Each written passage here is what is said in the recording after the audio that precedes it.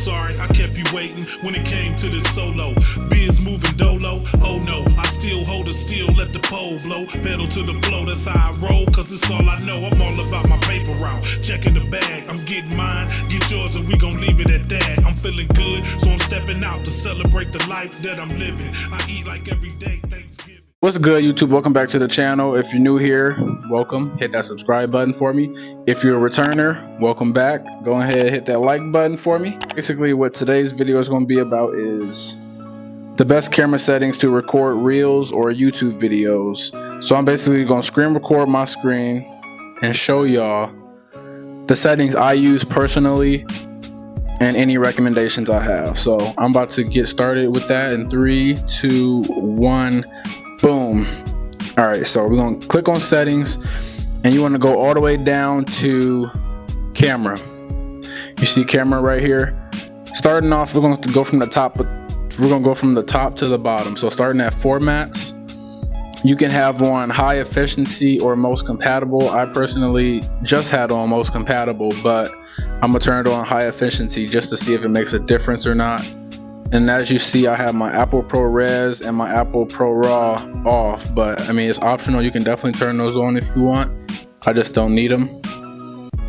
Record video, I think the default may be 1080p, but if you have 4K, definitely turn it on 4K. That's why I like the iPhone, because there's no excuse. You don't need an expensive camera to record videos, because the majority of them don't even have 4K. So the fact that your iPhone does 4K and 60 frames per second, definitely a great start point. So I don't want to hear that you need expensive equipment to record great videos, because I would be recording this video on my phone if I didn't have to use it to give y'all the sauce. So show PAL formats, I turned that off. HDR video, I mean, you can turn that off if you want, but I got mine on.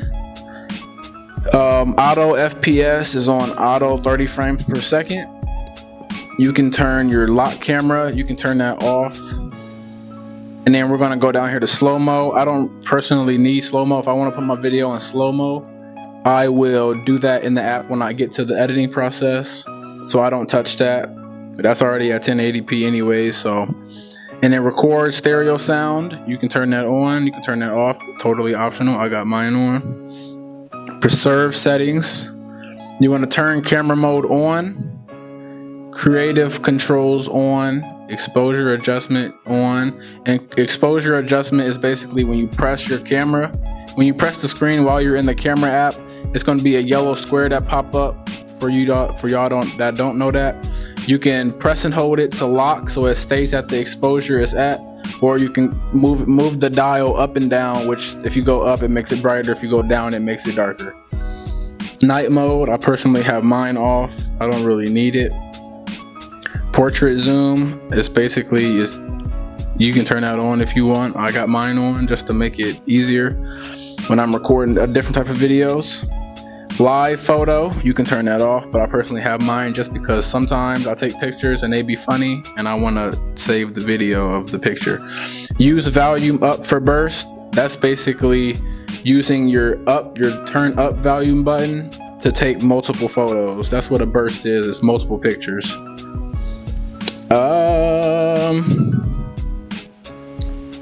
Scan QR codes. This is a great thing to add on your camera, because say somebody shows you a QR code on paper or their phone, you can put your camera on it and then press it and it takes you to that link that the QR code is. So that's definitely a great benefit. You can definitely turn that on. It makes things easier. Why not? Show detected text. I'm not sure what that is, but I got mine turned on. So grids, I would highly recommend showing grids, because you want to stay centered in the video. Right now I'm not centered because I have my screen recording over here, but you should definitely turn on grids just so you can stay aligned when you're doing your reels or just about any video on your phone. Mirror front camera is on. View outside the frame is on. And then photographic styles, I keep mine on standard, but there's like rich contrast, vibrant style, warm style, cool style, And you can change your however you want your standard camera to be, but I like mine on standard because I make edits in the app when I'm editing if I want it to look any other way. Prioritize fast shooting, definitely turn that on. It improves the photo quality or the video quality. Lens correction, you can turn that on. And then macro control, mine is off. So yeah, that's going to be my camera settings that I shoot all my reels and videos on when I do use my phone, because I personally don't want to use the camera that I'm shooting this video on just because I don't know, I really got that camera for photography, but the video is pretty good. I just would rather use my phone because it has 4K. So that's not an excuse to want to have expensive gear is what people say. I don't want to hear that excuse, because if your phone got 4K, that's all you need, because a lot of cameras don't have 4K. So the fact that your iPhone that you do everything on has 4K, you got your recording device right here. Rather you be out and doing a vlog, you can put the camera on 0.5, boom, your settings is great. Like what?